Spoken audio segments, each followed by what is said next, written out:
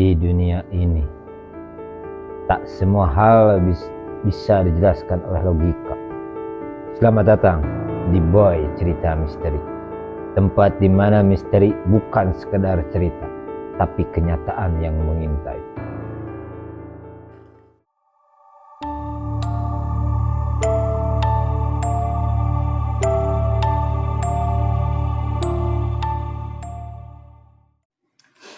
Teman saya itu mengejar burung tersebut sampai di sebuah pohon beringin yang besar.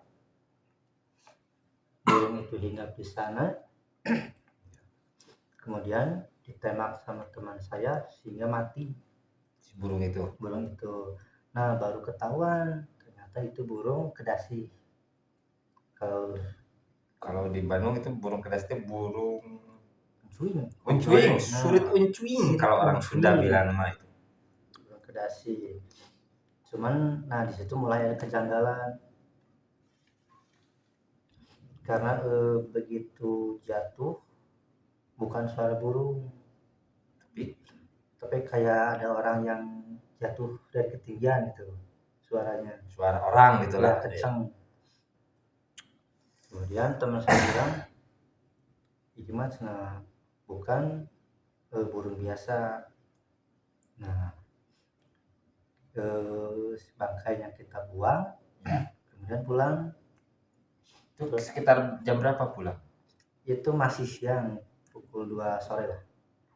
Oh, itu kejadian siang hari ya? Siang hari. Oh iya. Singkat cerita, besoknya saya masuk kerja. Ya. Kemudian teman saya nggak masuk. Yang ikut berburu itu. Yang nembak burung tersebut nggak masuk kerja selama 2 atau 3 hari kalau nggak salah. Kemudian saya melihat ke rumahnya, menengok. Ternyata dia tidak bisa bangun sambil tengkurap gitu. Sakit lah. Ya, sakit. Dia bilang demam, panas dingin, dan teringat suara burung tersebut. Burung yang kejadian ya, berburu itu ya. Yang mati itu, dia terus ingat suaranya sambil kayak ada yang mendidih badannya, jadi dia nggak bisa bangun. Cuk Sunda nama keentrepan. Selama ya 2 hari 3 hari itu dia nggak bisa bangun. Ya. Nah, kemudian kan adalah orang tuanya yang agak bisa gitu. Ya, memiliki ilmu spiritual lah. Ya, bisa. Dia meminta bantuan, meminta air. Kemudian teman saya bisa bangun. Yang sakit 3 hari itu bisa bangun. Istrinya minta pertolongan ke orang tuanya, tiba-tiba dia lari. Ternyata orang tuanya kesurupan sama makhluk tersebut. Ya. Mungkin yang inilah kita samperin karena dia tuh sambil marah-marah yang ngerasuk gitu. Ya. Kita duduk di depannya, dia sambil marah-marah ya, kalau di kata Sunda Makassar gitu. Ya. Intinya dia bilang, anak saya lagi diasuh malah kalian bunuh. Gitu. Lalu si orang tua teman saya bilang, mau diganti sama apa? Jadi dia minta diganti sama 2 telur ayam kampung, segenggam beras merah, dan dimakamkan di bawah pohon beringin sama burung tersebut minta dimakamkan. Syaratnya. Nah, karena si bangkainya tidak ada, kita seadanya aja dikubur di sana. Pulang dan sambil bilang dalam hati, sudah dipenuhi permintaannya, tolong jangan ganggu. Nah, di situ baru mulai ada banyak kejanggalan yang datang kepada saya dan teman saya itu. Seperti apa kejanggalannya gitu? Bisa diceritakan gitu. Nah, untuk kejanggalan yang pertama, saya tuh di rumah sering diganggu, sering diketawain sama perempuan. Jadi makhluk astral gitulah yang kasat mata. Karena kan saya pikir itu suara tetangga yang sedang ke sana, jadi tidak terlalu dihiraukan. Terus malam berikutnya sama diketawain terus sama dia, Teror, ya teror diteror lah. lah beberapa hari itu. Ternyata itu saya sempat berpikir mungkin karena bangkainya tidak ikut Dikubur tadi ya. soalnya kan tidak ada, Hmm. mungkin diambil apa hewan apa gitu. Besoknya hari berikutnya saya bermimpi di sana bahwa saya sedang dikejar sama wanita tersebutnya. Sosok apa itu wanita? Wanita cantik banget Oh, wanitanya, cuman di belakangnya ada sosok yang jangkung Hitam. hitam Ya. yang bertaring gitu ya. Ya. Sama itu juga mengikuti kepada saya nggak bilang saya ke teman saya, anggap bunga tidur gitu lah kalau mimpi. Tidak terlalu dikerokin ya. Begitu saya bangun, nah si perempuan itu ada lagi ngetawain dari belakang gitu ya. Saya di sana sebisa mungkin lah membaca ayat-ayat yang Doa lah ya. Ayat doa Quran lah. Ya ayat suci, ternyata masih diketawakan dari belakang. Karena kan kebetulan di rumah saya kan ada gudang. Ya. Nah, mungkin dari situ dia ngetawainnya.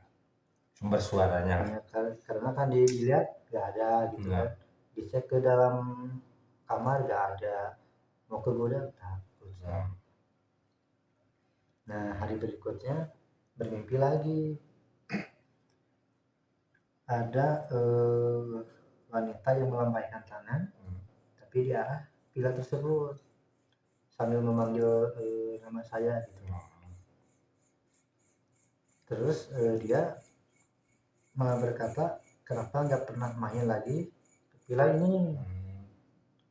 Saya bilang ini ya udah, ini dalam mimpi ya, nanti saya main ke situ. Nah tapi saya nggak ke sana lagi. Ya dihirauin aja lah. Karena cuma mimpi gitu kan. Lanjut aja. Nah kebetulan kan saya masuk ke shift malam ya. Oh kerja itu 2 shift lah ya, gitu. 2 shift, ada pagi sama malam. Saya menyuruh sepupu buat nginep di rumah sendiri kan. Nah. Saya menyewa PS untuk dia agar hiburan lah ya. Tiba-tiba ya singkat ceritanya pas begitu saya pagi pulang, pintu sudah terbuka, lampu juga masih nyala, dan televisi pun masih menyala. Nah sepupu saya nggak ada, ternyata dia sudah pulang dari jam 11 malam kalau nggak salah katanya. Karena saya menyusul ke rumahnya ke bawah. Ternyata dia bilang ada yang ngetawain di belakang, terus ada yang batuk, sama ada yang kayak orang muntah gitu di belakang dia. Jadi dia spontan lari ke rumahnya. Terus kemudian saya kan di sana berpikir apa yang salah gitu ya, hingga sampai ya berlarut-larut lah itu. Kejadiannya udah lama berlarut-larut terus. Udah hampir 3 minggu saya digangguin. Nah kemudian saya nonton TV lagi malamnya, ada yang ngetawa lagi di belakang. Masih banyak lah gangguan. Masih perempuan itu mungkin. Saya biarin hingga saya larilah ke kamar ya, tidur nggak dihirauin. Besoknya saya masuk kerja lagi. Nah tiba-tiba teman-teman di pekerjaan saya pada menghindar kalau setiap saya menjauh, saya mau ikut nongkrong, mereka bubar. Saya lagi kerja, nah di tempat kerja itu ada teman saya pada pergi bubar. Saya bilang ada apa gitu ya, ada yang salah gitu ya, saya ada salah bikin kesalahan apa. Ternyata teman saya bilang, kamu bisa habis dari mana? kenapa badan kamu bau kemenyan? Terus wajah kamu pucat, kayak gak ada inilah, gak ada gairah kurang darah lah. buat hidup. Terus saya minta obat ke kantor karena badan kan mulai gak enak. Saya tutup pintu ke kantor, dia juga bilang, kamu dari mana? Emang kenapa? Saya gitu kan. Ya, itu ke bos apa ke apa? Ke admin. Oh, ke admin kan. Kantor itu. Kamu badan baunya habis dari mana? Udah, jangan banyak ini dulu, saya minta obat. Kasih obat, diminum, kasih ini ya, nggak ada efek. Nah, teman saya nih yang nembak itu bilang, nanti maghrib ke rumah. Oh, ada yang bisa gitu lah. Nah, kita ngobrol. Dibawa ke rumah bapaknya itu. Cuman waktu nyampe di sana, saya tuh nggak berani masuk ke rumahnya, malah pilihnya dia di luar terus. Ditanya saya sama temannya, Dibawa ke tempat orang bisa lah. ya nggak mau masuk rumah. Terus dipanggil sama bapak itu, sini jangan masuk ke dalam. Saya nggak mau. Masih gak mau. Iya. Kemudian dia keluar, ayo masuk ke dalam. Baru mau saya ke dalam. Dan si bapak ini bilang, ya sambil senyum, terus nah, si perempuannya ada di luar, lagi senyum-senyum sambil pegang ini Rambut. gitu. Sosok yang mengganggu ya. Dan dia bilang itu perempuan cantik banget. Itu mah setan ya. Cantik juga. Gimana kalau dia bilang ini mas, yang kemarin ada yang belum tuntas katanya. Jadi dia kan awal kan minta yang belum tuh ya. Nah, sok sekarang ambil air aja. Nanti saya ini mah buat apa, pengobatan mungkin ya.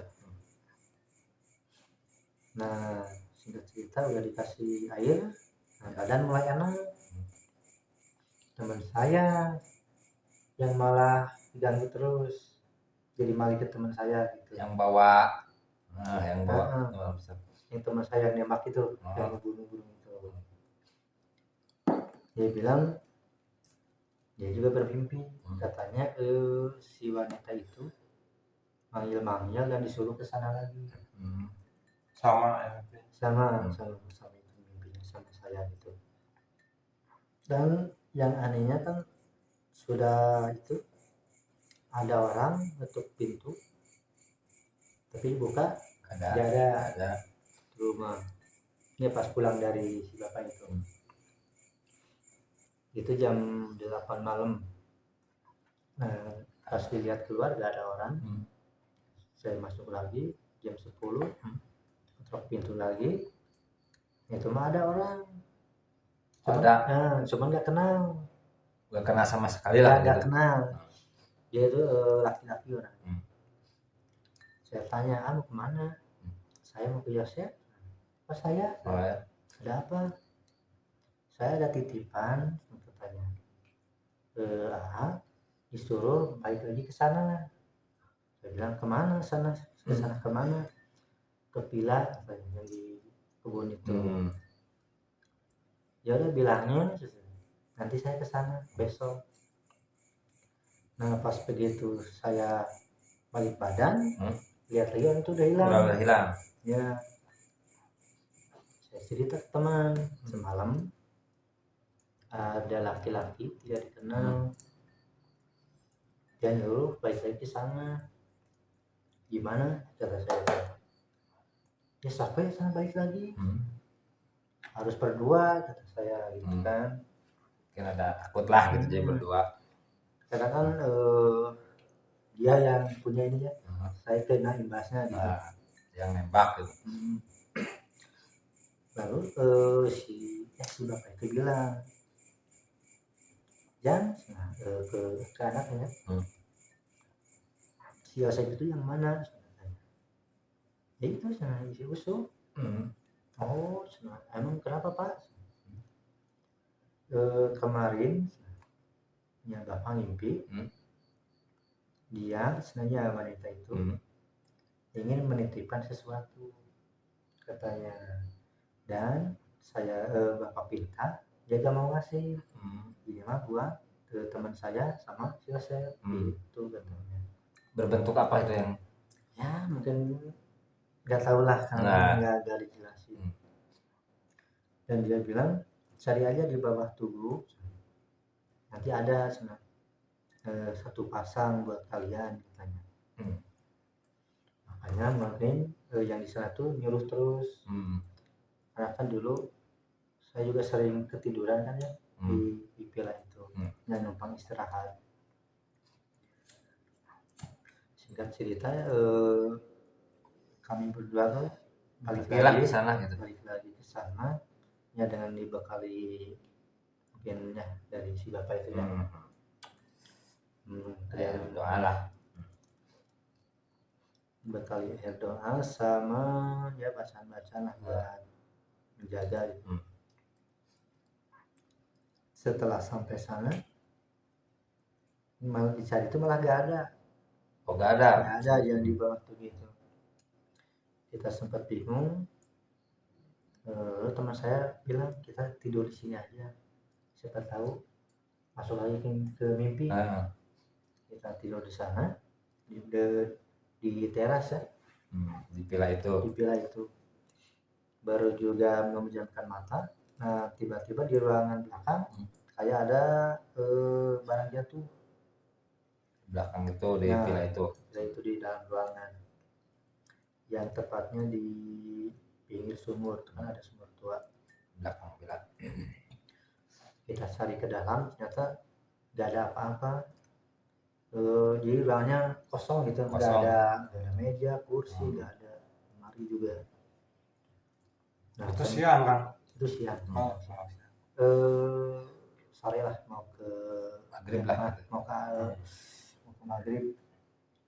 Tiba-tiba teman saya melamun di sana sambil menggigil dan batuk terus. Saya bilang gini, udah kita mending pulang aja. Ini suasana udah agak kondusif, agak baik lah. Karena kan nggak ada orang lagi kan tuh di kebun itu. Kita pulang,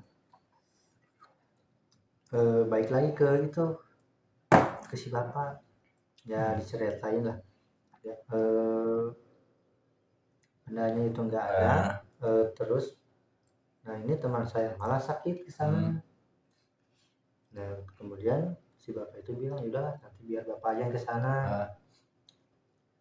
Nah setelah itu teman saya malah badannya makin menggigil lagi di rumah itu. Jadi ini harus gimana ya, karena belum tuntas gitu si permasalahan itu. Ya kita mah ikhtiar aja lah, berdoa atau minta gimana cara ke si bapak gitu. Ini lagi bicara lagi, ini mah ya bilang ke saya, kata si bapaknya. Si bapak itu bilang dia mah nggak akan pergi sampai Ujang bisa mengambil barang tersebut. Barang yang disebutkan lah. Ya dia tuh gak akan pernah jauh dari nih Ujang ini ke saya itu. Terus gimana Pak, kata saya, baiknya. Dia bilang ya tapi dia gak akan mengganggu atau gimana cuman dia selalu dekat sama Ujang gitu. Ini kemudian dia minta air lagi buat dibawa ke rumah. Ini aja lah pakai di rumah, terus jempel dibalut ke lantai, ke tembok. Dan malamnya masih itu, malah si wanita itu malah menangis ya. Karena mungkin dia gak bisa masuk atau gimana. Jadi setiap malam dia malah nangis, terus aja gitu berlarut-larut lah sampai beberapa hari lah, beberapa hari ke depan dia terus ada. Kemudian saya bilang gini, kalau kamu mau masuk ke dalam, kamu masuk, tapi jangan pernah apa namanya, mengganggu atau memunculkan suara-suara yang kayak nangis, kayak ketawa. Nah semenjak saya bilang seperti itu, gak pernah ada lagi yang ketawa, yang nangis, itu gak pernah ada. Cuman satu sih yang dititipkan sama si bapak itu, ada pesan jangan pernah berburu lagi, karena kan yang kayak gitu juga punya apa namanya, punya keluarga lah sebenarnya. Yang takutnya kan dia lagi mengasih makan anaknya atau gimana, terus kalian bunuh gitu. Ya mungkin segitulah. Ya, terima kasih. Itu kan di rumahnya tinggal berapa orang kan itu? Waktu itu berdua sama Di rumah kan? ya, berdua sama adik. Cuma kan sama dia juga kerja kan. Jadi kalau kebetulan shiftnya sama, berarti rumah itu kosong. Tuh. Tapi ke adik mah nggak pernah ada ini ganggu. Enggak pernah ada. Kali ke sepupu aja yang itu yang dititipin rumah. Dari pas akang nembak itu, yang teman akang nembak itu kan terus ganggu tuh ya. Terus sampai nggak ada lagi itu kira-kira berapa minggu itu kan digangguin terus? Seminggu, sebulan? Kalau digangguin sampai sebulan lebih ada. Lebih. Ya karena kan ya belum tuntas itu ya. Yang ini. Makanya kalau ya sekarang lihat Tuhan itu kadang suka ingat ada trauma lah. Trauma kalau lewat sana. Takutnya kan dilihatin gitu dia harusnya nggak tahu. Dan sekarang juga kan kadang suka sering lewat ke villa itu ya untuk berburu lagi. Kadang suka ada ya, merinding gitu ya di belakang. Takutnya ada yang lambaian lagi. Takut. Atut kan gitu sih. Atut, sini Mas. Dan Ya, terus terang ya itu perempuan itu cantik. Cuman rambutnya aja yang pendek, cuman cantik gitu. Dan yang sering paling ingat itu pas lagi melambaikan tangan. Terbayang ya. Lagi melambaikan tangan. Dan sama ketawanya aja sih yang sering masih terdengar. Terngiang-ngiang. Udah lama kan? Kalau itu udah lama sih, tahun 2014. Wah, udah lama banget ya kan. Ya, kayak segitu. Segitu ya buat sahabat Boy Cerita Misteri. Mungkin ceritanya segitu aja, sepenggal cerita. Ditunggu aja cerita-cerita selanjutnya yang lebih misteri dan nyata. Selamat.